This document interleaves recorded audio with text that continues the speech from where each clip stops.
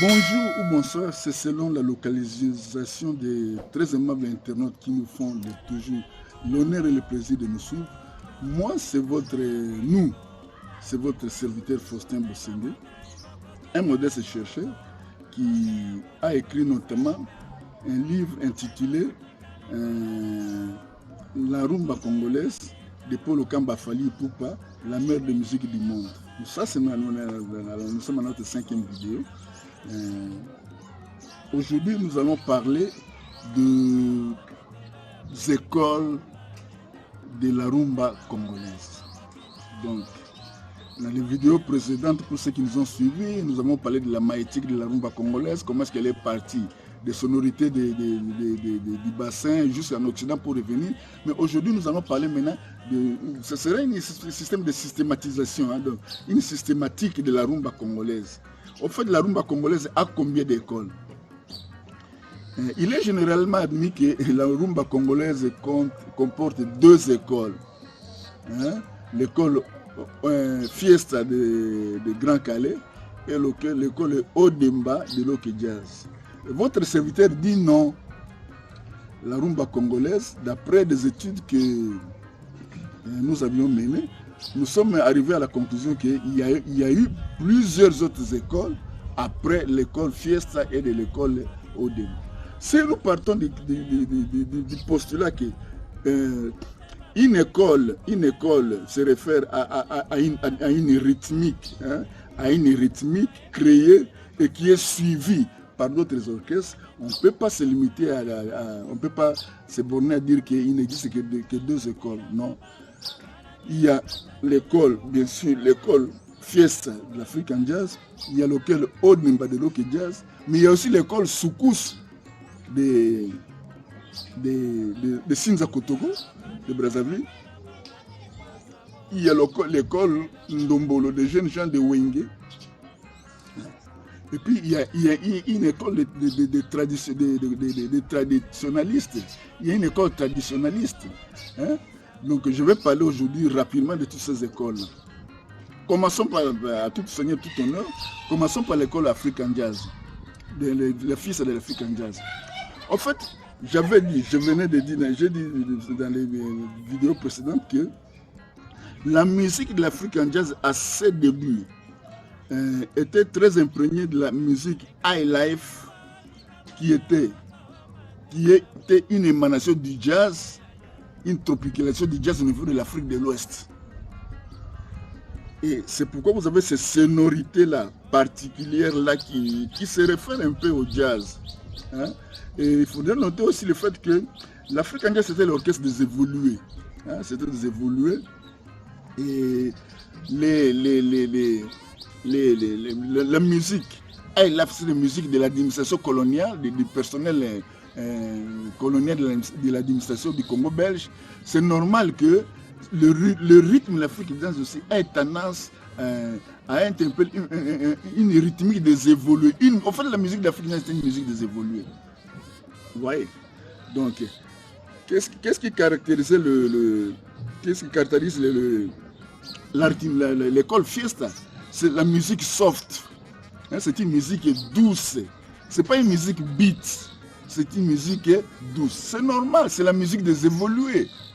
C'est la musique des évolués. L'African Jazz était dans l'orchestre des évolués. Et même si vous regardez dans les images, on va voir même au niveau de l'habillement, au niveau de la prestance, de la stature des musiciens d'African Jazz, on sentait que c'était un orchestre élitiste, des élites. Et c'est comme ça que le rythme Fiesta se caractérise par ses sonorités douces. Donc, pour des raisons que je viens d'évoquer là. Et l'African Jazz a donné, comment on appelle ça, Soukissa, African Fiesta Soukissa, Afrique de Rochero. Donc vous voyez, c'est l'école là, l'école de la musique soft, la musique des évolués, avec des sonorités du jazz tropicalisé.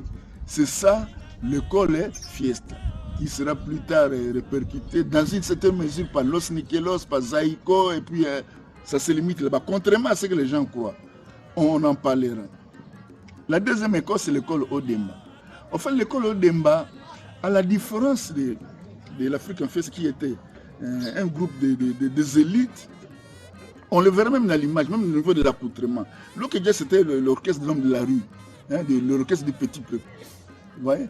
Mais malgré le fait que beaucoup de musiciens de Brazzaville qui avaient régenté la création de l'Ok Jazz avaient amené des sonorités latino-américaines qui constituaient la première la musique originelle de l'Ok Jazz. Comme on dit, chasser le naturel, il revient au galop. Franco et son OK Jazz qui se sont fait emporter par des sonorités latino-américaines amenées par ces sociétaires originaires des ressortissants de Brazzaville, va rapidement changer de cap. Très rapidement, vers les années 60, déjà 62, 63 déjà, l'Ok Jazz commence à changer de rythme. Il se débarrasse des rythmes, des sonorités latino-américaines. Les chansons de l'Ok Jazz étaient en espagnol, on chantait même en espagnol, pour adopter maintenant des sonorités congolaises de l'époque authentique. Et c'est cette mutation-là qui caractérise ce qu'on appelle la rythmique Odemba. Odemba, ce n'est pas les latino-américains. Odemba, le O là, ça doit être des consonances anamongo, ça doit être lié. Franco et de père anamongo, Tetela et de mère Bakongo. Mais Odemba doit être lié à la rythmique des anamongo, la musique beat. La musique beat des anamongo. C'est ça la révolution rythmique au sein de l'Ok Jazz qui se débarrasse de la musique douce latino-américaine pour adopter une musique, des sonorités africaines, de beat, des sonorités fortes qui ont caractérisé Odemba, à la différence des fiestas de l'Afrique Jazz qui est des sonorités douces. Pourquoi? Je l'ai dit, le Franco c'est l'orchestre du petit peuple, c'est l'orchestre de la masse. Ce n'est pas un orchestre des élites. Et ils avaient tendance à aller vers la masse, vers la population, vers la chanson populaire, vers des sonorités folkloriques. Et c'est ce qui a fait le l'Odemba, dont la caractéristique principale est les beats. Et les beats, donc l'afrobeat. Et ça, on peut noter par exemple les chansons. La même, les Comoquiere étaient très douces, les musiques des Espagnols du début, mais l'Odemba, la rythmique Odemba, l'afrobeat d'Odemba, on a des chansons comme Matinda. Matinda Mama, Nabalaki, on a Tango Yalumumba et na Congo Lipanda. Vous sentez la chaleur. Donc ça c'est la rythmique Odemba qui a été suivie par d'autres orchestres, notamment avec l'orchestre de Johnny Bokelo, Conga Jazz, de Johnny Bokelo, Kobantu, même Negro Succès aussi, Negro Succès de Bolène et Bavon, et voilà. Et ça s'est limité là-bas. Contrairement à ce que nous croyons. Bakuba, c'est pas Odemba. Lipwa, Bakuba, c'est pas Odemba. Le VV de Kemongana, c'est pas Odemba. Donc, nous avons parlé de l'école Fiesta.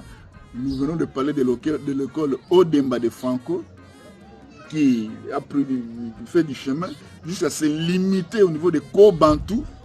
Et maintenant, nous allons parler d'une troisième école qui s'ignore, dont on n'en parle pas suffisamment. On n'en parle pas. C'est l'école afro-américaniste de Kiamongana Mateta, avec VV. La différence maintenant, en fait, bon. Commençons dès le commencement pour mieux saisir le phénomène.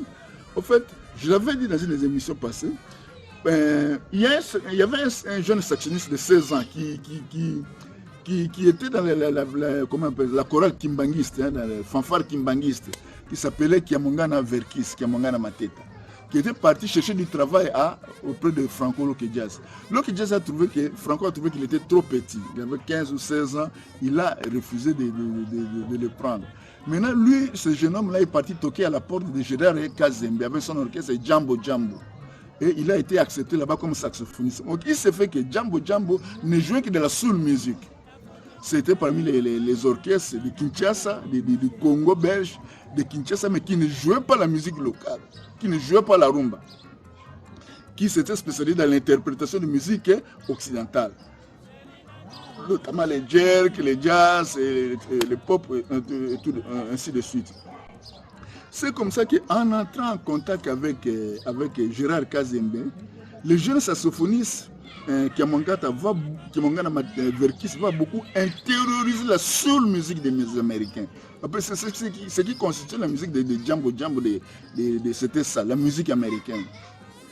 Et c'est comme ça que quand il est venu, il lui arrivera de créer son propre orchestre, VV. Kiamongana fera cette symbiose-là entre la seule musique des Américains et l'odemba de Franco pour donner son rythme, sa rythmique particulière de l'orchestre VV. Contrairement à ce que nous croyons, l'orchestre VV, ce n'était plus l'odemba de Franco. Il y avait beaucoup de sonorités afro-américaines. Par exemple, à titre illustratif, l'odemba de Franco, nous savons qu'il y a les strophes et puis les refrains. Là, on passe des strophes, on entre même dans les refrains pour aller dans les bouches. Tandis que la seule musique des Américains, vous avez les beats du début à la fin. C'est ce qui se retrouve dans la chanson. Du début à la fin. Même les Sakumuna. Ça commence les instruments. Vous sentez un peu de Jimi Hendrix, vous avez un peu de James Brown, toutes ces sonorités-là, c'est qui faisait la musique de VV. Maintenant, pour être beaucoup plus, là où ça se remarque le plus, c'est les trios Majesty de Sosolis, qui étaient des anciens de VV qui sont partis créer leur propre orchestre. Là, Majesty, c'est là où on sent la seule musique des Amériques. Vous sentez la musique de James Brown. En fait, c'était ça. Quand les mouvements de Mario, les cris, les déplacements, tout, c'était du James Brown. Et c'est cette école-là que moi j'appelle l'école afro-américaniste que Kiamongana Mateta a créée en pratiquant une symbiose entre l'odemba de Franco et la soul musique de James Brown, de Jimi Hendrix et des autres. Et il a eu comme... C'est parti avec Trio Majesty, même Bakuba. Même Bakuba, ce n'est pas tellement l'odemba. C'est ce qu'on afro-américaniste, là où vous sentez une symbiose entre l'odemba et des sonorités de la musique nord-américaine. Et la série continuera avec les Lipoa, les Kiam, voilà, ça c'est l'école que moi j'appelle l'école afro-américaniste de Verkis et Kiamongana. Maintenant, il y a eu, on a eu l'afrobeat de Demba, on a eu les beats de Kiamongana avec son école afro-américaniste, que j'appelle école afro-américaniste, mais il y a eu des jeunes gens de Brazzaville qui ont aussi amené une révolution dans les sons, une révolution artistique. En fait, à Brazzaville, vous avez un arrondissement qui s'appelle Wenze. Et il y a eu des jeunes gens qui avaient créé petit orchestre. Ils doivent être liés à une famille, vers Boko. Alors, ils sont des Bakongo, des gens de Boko, de Bakongo, donc au sud de Brazzaville.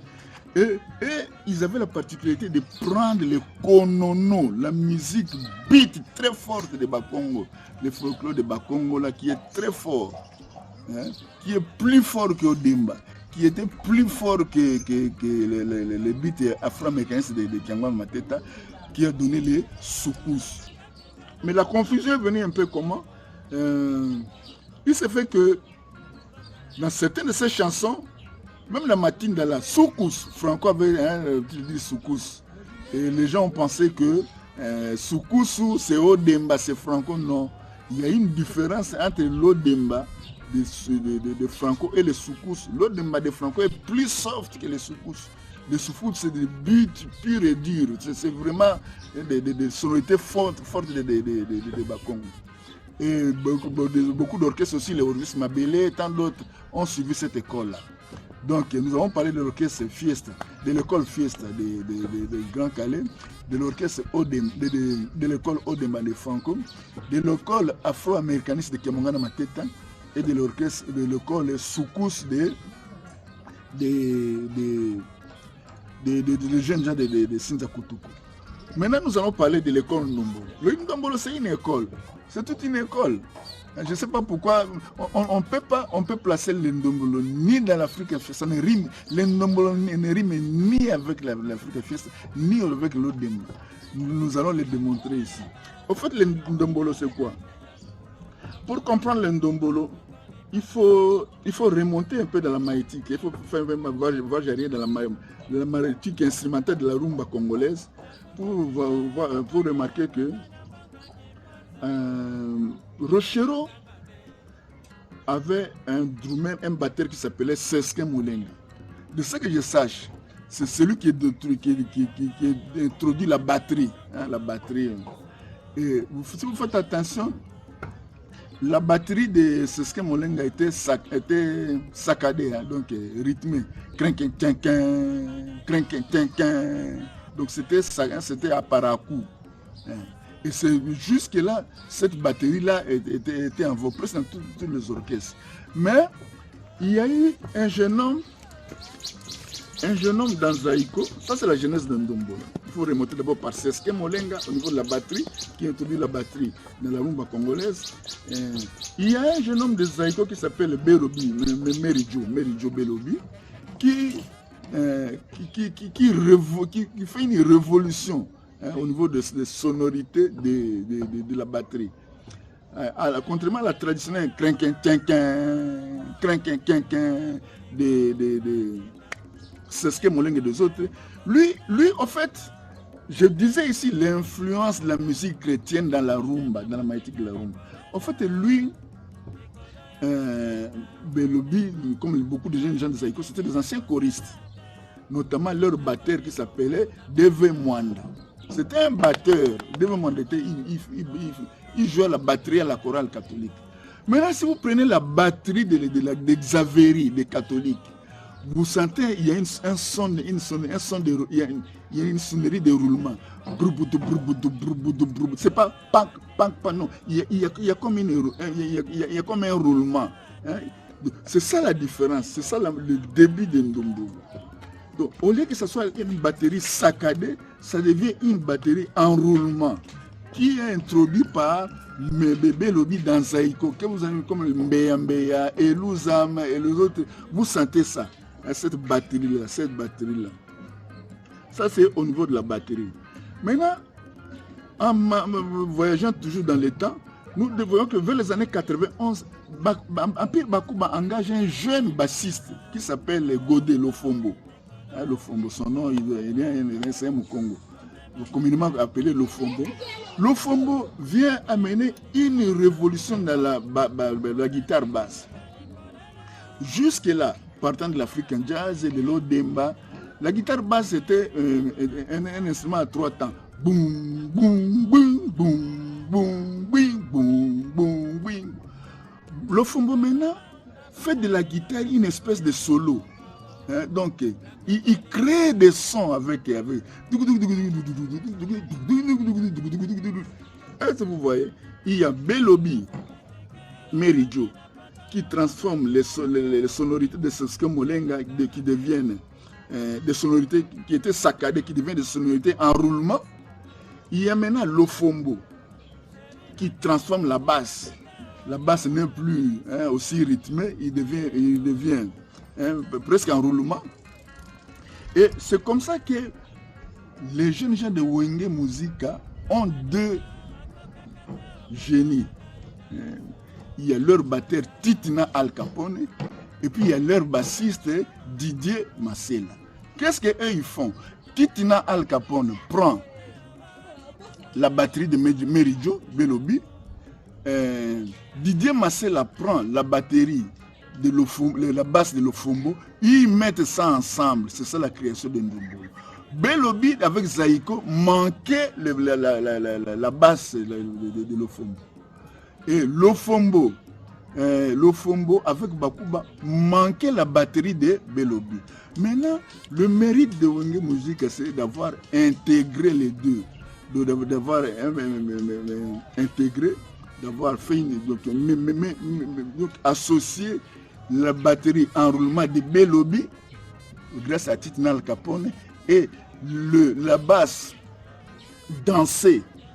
La guitare basse danser de l'Ofombo grâce à Didier Massela. Ensemble, ils créent cette nouvelle rythmique là qui s'appelle les Ndombo. C'est toute une école.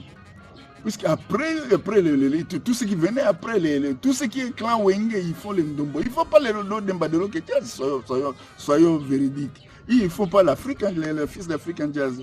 Il faut une rythmique particulière qui est chaud. Ndombolo, boum, boum, boum, boum, boum, la basse qui est dansée. Donc voilà, grâce à ce génie-là, à ce phénomène génial-là, ils ont récupéré Al Capone, pratiqué la batterie de Belobi, Didier Massela pratiqué la basse de l'Ofombo, et ensemble, ils ont créé les Ndombolo, qui a fait école.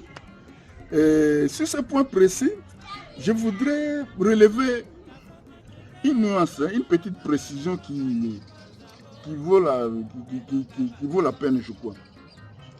Il y a le phénomène Tchatcho, la musique Tchatcho de Kofi. En fait, à mon humble avis, il y a une certaine confusion dans les esprits. Beaucoup de gens disent que le rythme Tchatcho appartient à Jean Bosco Mwenda Wabayeke, un ancien joueur de l'acoustique, un grand qui a été imité à travers le monde. C'est vraiment un génie, c'était un génie. Non, Tchatcho, en fait, c'est un forme de confusion. Le rythme Tchatcho, en fait, c'est du Ndombolo. C'est du Ndombolo un peu enrichi de sonorités, de nouvelles sonorités, beaucoup de travail en studio. Mais en fait, c'est du Ndombolo. Mais en fait, c'est une rythmique particulière que Kofi avait inventée. Il n'a pas copié ça de Jean Bosco. Pourquoi? Puisque si vous prenez la musique de Jean Bosco, par exemple Matsanga, Bibi Teresa, c'est pas du beat. C'est de musique acoustique, c'est une musique douce. C'est une musique douce. Jean Bosco n'a jamais fait le Ngwasuma, jamais. Or, Tchatcho, c'est du Ngwasuma. En fait, c'est du Ndombolo amélioré par certains ingrédients pour donner à mi-chemin vers les tokos, on en parlera des Fally Ipupa. Donc, en fait, ce n'était plus... Le Tchatcho, ce n'est pas du pire Ndombolo pur et simple, mais ce n'est pas une copie de la musique de Mwenda Gasso Abayeke, qui était plutôt une musique douce. Mais la confusion est venue de quoi? Mwenda Abayeke, avec sa guitare,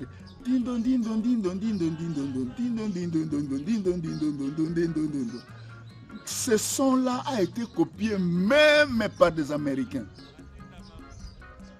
La musique, la guitare sèche, même pas des folk songs, le folklore américain, les musiciens de country music des Américains,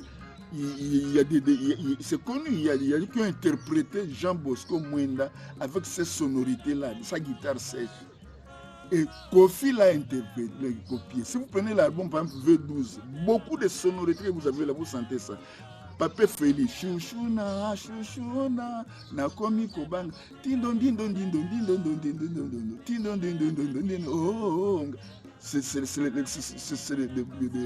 l'interprétation de Mwenda. Même Jerry Gérard, beaucoup de solistes ont interprété, se sont inspirés des partitions de Mwenda Wabayoko. Mais ce n'est pas dans les Ndombolo, ce n'est pas dans les beats, c'est dans les, comment on appelle ça, la musique douce. Et quand vous prenez le côté douce de la musique de Kofi, oui, c'est Mwenda Bosco, la guitare douce de Kofi là, avec les micros, les... C'est que ça là qui a terminé. La musique douce là, ça c'est de Jean Bosco. Il n'y a pas de discussion. Et quand vous prenez le côté douce de Los Nikelos, vous prenez le côté doux de Zaïko, mais même les Nico, tout ça c'est dit Jean Bosco Mwenda Wabayeke. Ça c'est vrai. Mais la confusion est venue de quoi? La confusion des gens disent que ces rythmes Tchatcho, c'est les rythmes. Non, les Tchatcho, c'est les beats du côté Ndombolo, Made in Kofi. C'est ça les Tchatcho. En fait, j'avais suivi dernièrement un grand guitariste, Popo Lipo, qui avait dit que oui, effectivement, Tchatcho, la partie de Tchatcho doit revenir à Kofi, dans le sens que lui, il avait fait une symbiose entre la musique des Kassav et puis la rumba traditionnelle. Ça, c'est un guitariste qui n'est pas un grand fanatique. Il n'est plus très ami à Kofi, mais il a quand même dit la vérité. Donc, en fait, le rythme Tchatcho, c'est, à mon humble avis, la paternité doit revenir à Kofi, même en fait, c'est une sous-variante de la rumba. Kofi copie, comme beaucoup de sonorités sèches de Mwenda Gascon à Bayeke, mais ce n'est pas pour autant que Mwenda Gascon est le géniteur de Tchatcho, non. Mwenda Gascon faisait de musique douce, de musique de guitare acoustique, ça n'a rien à voir avec le ndombolo, avec le Tchatcho. Mais par contre, il y a un fait là que c'est plutôt quand on parle de la musique de Kassav, en fait c'est aussi ça. Il y a eu cette confusion là. Kofi prend un peu du Kassav, hein, et le fond de Mwenda Bosco à Bayeke, il fait une symbiose pour faire son rythme Tchatcho. Et donc il mérite, à mon avis, il mérite la paternité. Il mérite la paternité, mais c'est une sous-variante de Ndombolo, c'est pas vraiment une école. C'est pas une école, mais c'est une rythmique assez particulière. Donc, il faudrait éviter cette confusion-là. Mwenda Bayeke, c'est une musique douce. Donc, Mwenda Bayeke ne peut pas être le géniteur de Tchatcho en tant qu'une variante de Ndombolo. Voilà. Mais j'ai parlé de Kassav. Bon, il y a aussi ce fait-là qui passe aussi assez inaperçu. En fait, le Kassav a aussi... Toutes les musiques du monde demandent la rumba congolaise. Si vous regardez bien, le Kassav, c'est un certain plagiat d'un peu de Betty Masikili et d'Empire Bakuba. Hein, évidemment, il y a aussi le fond de la musique antillaise dedans, mais c'est ça. Donc, en fait, d'une façon ou d'une autre, toutes les musiques du monde ont une touche de la rumba congolaise. Donc, voilà, mais le dernier, ça c'est ce qui est d'Indombolo. Donc, Tchatcho, le rythme Tchatcho de Kofi n'est qu'une des variantes, ce n'est pas une école. Maintenant, l'autre école, c'est voilà. Il y a les phénomènes, je vais clôturer par là, après le Tchatcho de Kofi, il y a le phénomène Tokos, hein, de Fally Ipupa, qui est, en fait, à mon avis, il est dans cette série de révolutions, qui avait commencé avec notamment African Jazz, qui révolutionnait la rumba rudimentaire de Paul Okamba et de Wendo. Et ensuite, il y a eu les jeunes gens de Soukous, de Sinza Kotoko, qui sont venus avec les Soukous, pour aller un peu plus fort dans les beats qu'au Demba. Et ensuite, il y a la révolution rythmique au niveau de la batterie de Belobi et de la basse de Lofombo, et qui a été mise ensemble par Didier Massela et Titina Al Capone pour donner les Ndombolo. Et dans cette lignée-là, dans cette lignée des révolutions, il y a aussi le phénomène Tokos de Fally Ipupa. En fait, c'est quoi? C'est une symbiose, hein, entre le Ndombolo, la rumba, hein, traditionnelle, et la musique urbaine, des sonorités de musique urbaine. C'est cet effort-là. Ouais. Fally, je l'avais dit la fois passée, il a des talents, hein, ça, c'est rien à faire. Il a des talents, il est né des talents, on est avec des talents. Mais il a eu la chance d'œuvrer pendant une bonne dizaine d'années comme directeur artistique de Kofi. Il s'est imprégné de beaucoup dans la technique du travail de son au niveau de l'orchestration, de l'arrangement. Et puis, il a acquis une curiosité de regarder vers l'extérieur. Comme c'est un garçon intelligent, il a dit, mais comment il faut vendre? Comment il faut vendre un peu plus? Il a regardé vers l'extérieur, il a regardé vers la musique du monde. Et c'est pareil, en jouant la musique du monde, en faisant un effort des produits de sons de musique du monde, il intériorise aussi des sonorités qui se retrouvent dans la rumba et la symbiose entre la rumba et la musique urbaine, c'est ce qui fait le tokos de Fally Ipupa, qui jusqu'à n'est pas encore une école, puisque pour que ce soit une école, il faut qu'il y ait un certain nombre d'orchestres encore qui les suivent.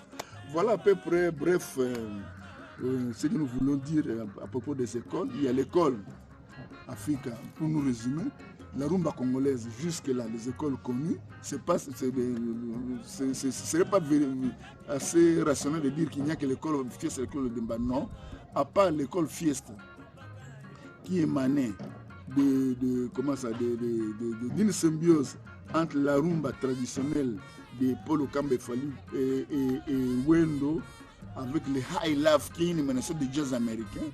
Ça, c'est l'école Fiesta. L'école Odemba, qui était au début, au fait qu'il y ait un contact entre la musique latino-américaine et les folklores des Anamongo et des Bakongo. Ça, c'est la rythme Odemba, mais qui est assez douce quand même. Ensuite, on va dans l'école afro-américaniste de Kiamongana Mateta, qui est une symbiose cette fois-ci entre la soul musique des Américains et l'Odemba de Franco.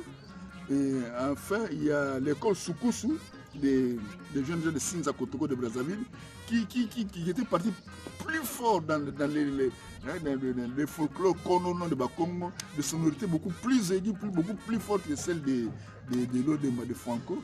Et enfin, il y a le Ndombolo, des jeunes gens de Ndombolo, qui avaient eu la chance d'avoir un Al Capone qui faisait les mélodies de Zaïko et Didier Massila qui ferait le fombo de Bakuba ensemble pour créer la rythmique Ndombolo. Voilà à peu près ce que j'avais à dire par rapport aux différentes écoles de musique. Merci de votre aimable attention. Merci.